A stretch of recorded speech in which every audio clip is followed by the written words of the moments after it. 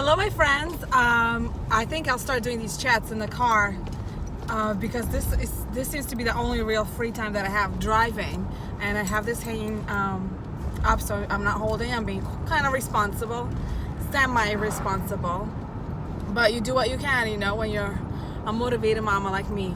So today I want to talk a little bit about adjusting from one child to having two children.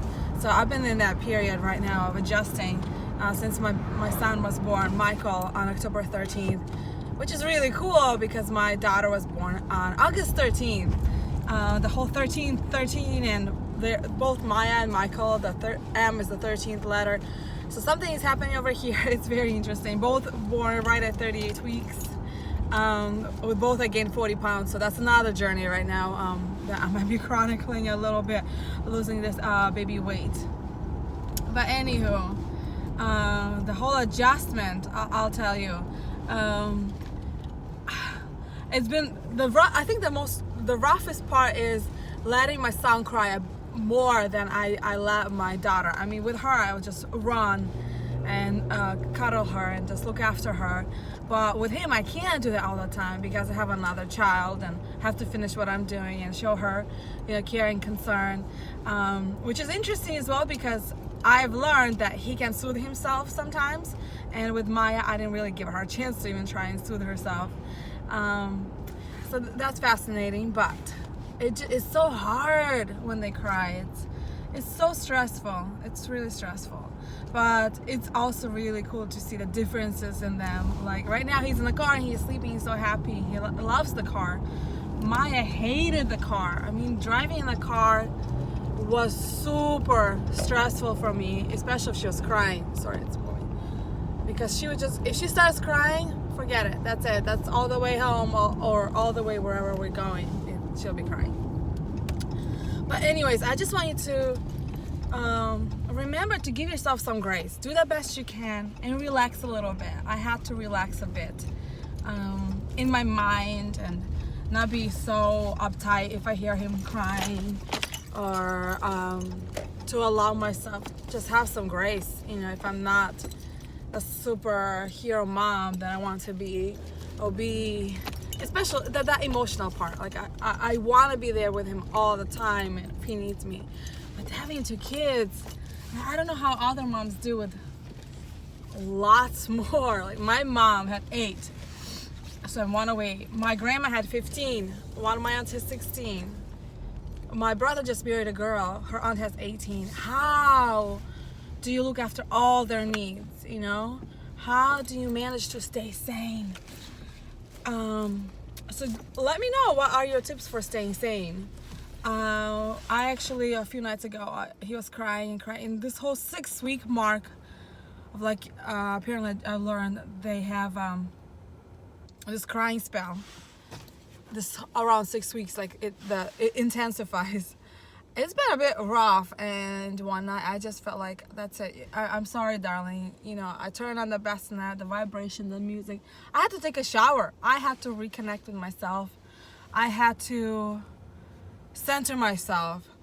Even though I felt guilty in that moment, then I thought, okay, long term, I'm gonna be happier. I'll come back and I'll be so much happier and kinder and more compassionate.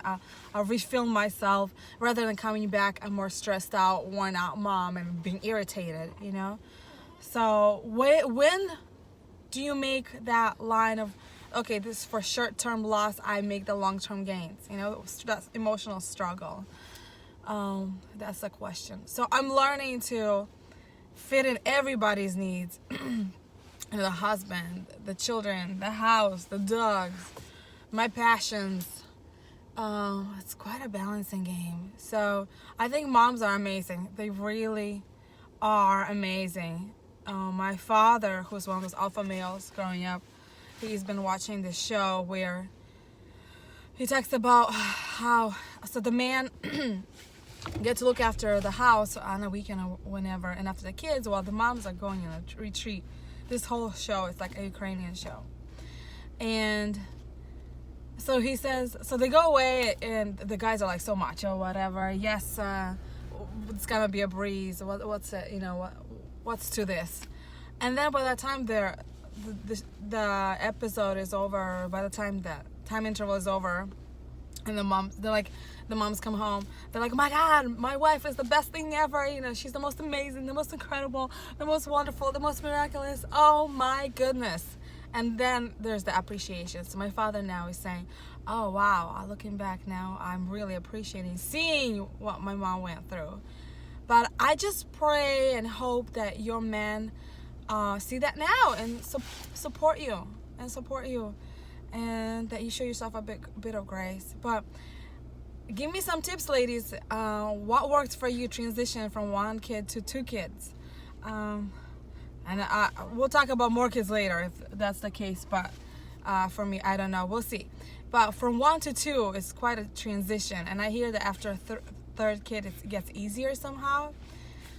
But 1 to 2, you know, how do you prioritize things? What do you do? When do you stop feeling guilty? And also another topic, I heard that it gets harder losing weight after a second kid than with the first. With Maya, I lost the weight, 40 pounds, 7 months postpartum. And then on top of that, 10 more afterwards.